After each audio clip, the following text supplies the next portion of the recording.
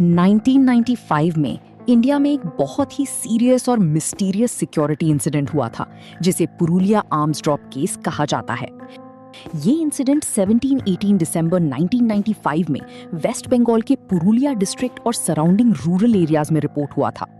एक Antonov AN-26 transport aircraft allegedly use हुआ था जो इंटरनेशनल एयर रूट्स के थ्रू इंडिया के एयर स्पेस में एंटर हुआ। रिपोर्ट्स के अकॉर्डिंग इस एयर ड्रॉप ऑपरेशन में approx 300-400 AK series rifles, heavy ammunition crates, thousands of rounds, 25-30 explosive boxes और multiple military grade supplies drop किए गए थे।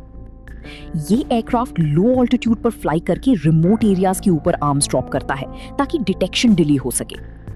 इन्वेस्टिगेशन में यह भी सामने आया कि एयरक्राफ्ट मल्टीपल कंट्रीज के एयर स्पेस से पास हुआ था, जिसमें इंटरनेशनल कोऑर्डिनेशन और स्मगलिंग नेटवर्क का एंगल इंक्लूड था। केस में मल्टीपल सस्पेक्ट्स आइडेंटिफाई हुए और अरेस्ट्स भी हुए और बाद में लॉन्ग लीगल प्रोसीडिंग्स चली जिसमें एक्सट्रेडिशन रिक्वेस्ट्स और डिप्लोमेटिक डिस्कशंस भी इन्वॉल्व थे।